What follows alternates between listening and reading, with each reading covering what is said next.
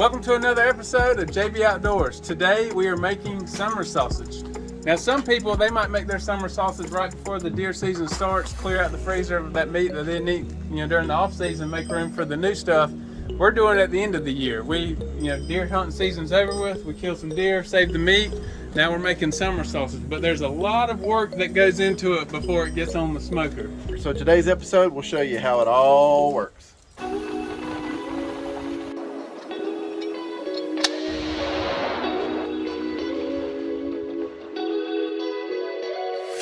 JB Outdoors. We were able to get these 9. JB Outdoors, look at that, baby fish. Oh. You will mix up your product until you get to that point. Time now to go to the kitchen with the guys at JB Outdoors. When summer sausage is all finished, it looks like a very complex product, but it's not. Let's break summer sausage down for you today in 3 parts. Part number 1, the grind. Part number 2, the mix. And part number 3, the smoke. Let's talk about the grind. We grind 3 times. Grind number 1 consists of taking our pre-chilled venison, put through the grinder, running it through a 10mm grinder plate. This is a very coarse grind, so it's larger pieces and it comes out pretty quick, pretty much as fast as you can feed the carnivore number 22 grinder. We'll take that meat, we'll put it back through the grinder again using a 7.5mm plate. This is a smaller plate, and what it's going to do is break those particles and proteins down a little bit finer, and it's going to make for a smoother look when that sausage is cut open. Our third grind will consist of grinding the pork fat that we're going to put in the product using the number 7.5mm grinder plate. The reason we do this and we don't grind our fat twice is because we like to see particle definition when we cut that summer sausage open. We think it makes for a better look. Part number 2, the mix. Alright, while Jeff's over there getting all the meat mixed up for the summer sausage batch, now we've got to do all the mad scientist chemistry stuff behind the scenes, right? So this is normally Jeff's job, so hang tight, we'll try to work through this. He's our chemist.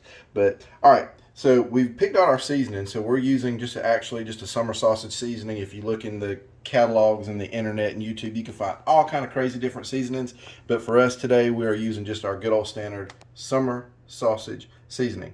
Now, if you noticed on here, there's some pink little blops on here. Very, very important. This is called the cure, or the curing salt, or the sure cure, however you want to talk about it. It comes in these cute little bottles like this right here, which you see ours is empty, so we'll have to put that on the reorder list. Sometimes they'll come in little packs like this called the Sure Cure when you buy your seasonings. Now what this is actually, it is a sodium nitrate salt, and it helps because when we're smoking the sausage at a low temperature, there's a great possibility that there could be a botulism and all kind of different, I don't know, Jeff will tell you, all kind of different bacteria that could grow in your sausage. So that's kind of the safe measure there. So we're just going to mix all that up in our season here. So when we put this in the meat mixer, it'll work. Our seasoning actually calls for 50 ounces of water, so we're going to be adding that in, and we're going to be stirring all this stuff up.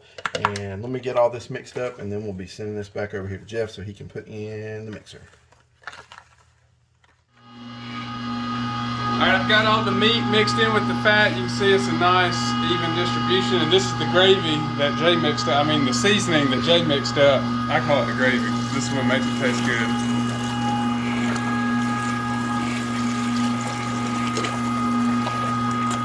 Alright, so we're getting a pretty good mixture here going. We're going to add the last final touches. These are just whole peppercorns here. How many do we add? Well, we add about that many. We'll let it mix in a little bit, see how the distribution looks. We're going to add some jalapenos. These are chopped already. Just plain old jalapenos. We took out most of the seeds. We don't want it too spicy, we just want that flavor. So we're just adding some chopped jalapenos here. Next up will be the cheese.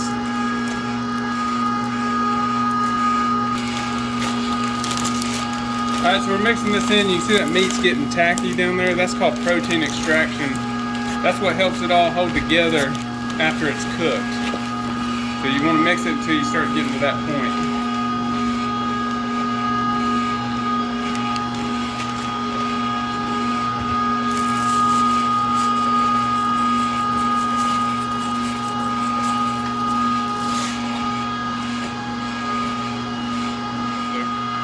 All right, you can see we're using our Cabela's commercial grade meat mixer. We'll put a link to our review of this product. There's a lot of negative reviews on it, but here you go.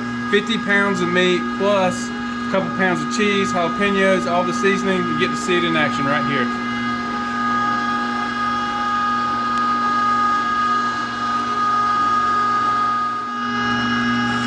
Now this is maybe one of the most important steps in my mind. This is the encapsulated citric acid. As Jay was telling you, it has that nice kind of tangy taste to it. I think this is what separates it from good to great. We'll let that mix in. When you're using this, you don't need to let this marinate very long. I mean, you can put it straight on the smoker as soon as this is in there. Like some stuff you want to let it marinate overnight or a couple days, you don't have to with this. It'll actually break down the encapsulation of it. All right, we're getting towards the smoker, Jeff, but before we get there, we got to put all this stuff in casings. That's right. Summer sausage casing comes in a variety. Oh my goodness, you can get from these little 1 pound casings that we're working here now. You can get them with a smoke color look. You can get them in a clear color look.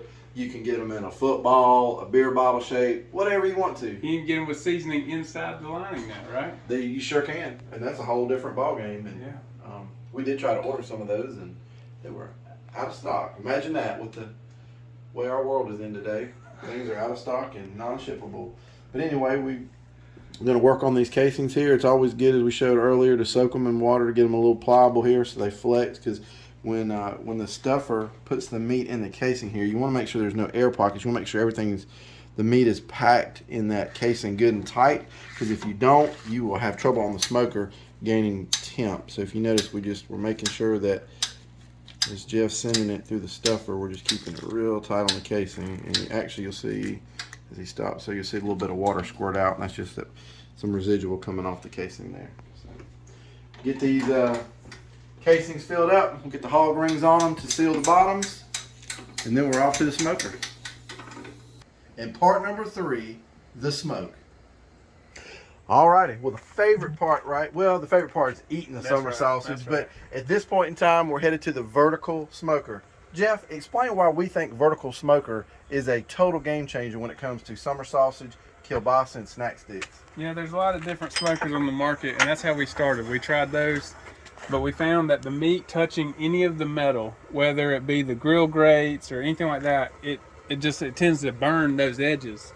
Yeah, absolutely right, Jeff. When there's one part of the sausage that is a different temperature than the other, it just throws the whole cooking process off. So that's why you can see here we've gone vertical smoker. We've built our own. Actually, I think we should make a whole video on how we built our vertical smoker.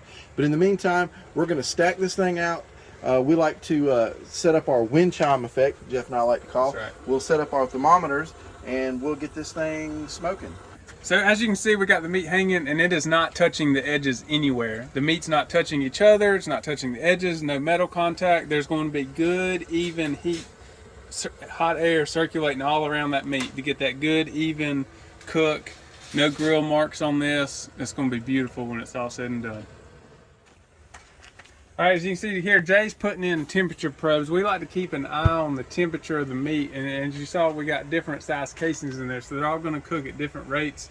We're going to have temperature probes in all the different size casings at the top of the heat locker here and the bottom of it too, just to get a good picture of what the temperature is doing. Smoking. We usually start the smoker off and try to get everything up to a minimum temperature of about, well, obviously it starts at room temperature. And then we put the smoker on 120, 125 degrees for about an hour or so, because we don't want to start cooking the outer edge before the interior of the sausage cooks. And that's really important if you want a consistent product all the way through when you're making summer sausage. So a couple hours, we'll step it up to 130, a little bit after that, 140, 150. We'll get all the way up to 175 to where we'll cook out. And our temperature pros, we're looking for 165. When that completes, this is what you're going to see. Wow, look, that's some good looking summer sausage there. Look at that particle definition. You see that black peppercorn, your high temp cheese in there. And if you notice the little white dots, that's the pork fat. Because remember, we only ground the pork fat one time. So it was a little coarser than the double grind that we did on the venison. Well, we hope you learned something today on how to make summer sausage. Before you left, though, we wanted to leave you with a JB Outdoors pro tip for summer sausage. That pro tip includes an ice bath. So when our summer sausage gets close to being finished, we'll take some of these meat lugs, we clean them out real good, we fill with half ice and half water. When those sausages reaches the desired temperature for us, which we like to see at 160, 165 degrees, we take those sausages and we immediately immerse them in an ice bath for about 15 to 20 minutes. What that's going to do is that's going to set the summer sausage casing to the meat. So after you go and you're ready to peel that casing off of your meat, it's going to peel off clean and the meat won't stick to the casing. So when you got that summer sausage sitting on that table or that charcuterie board, man, it's going to look great. We'll look to see you on the next episode of JB Outdoors. Thanks for watching this episode of JB Outdoors. Please follow the guys on their social media pages. If you enjoyed today's video, please give it a like and make sure to subscribe to the channel.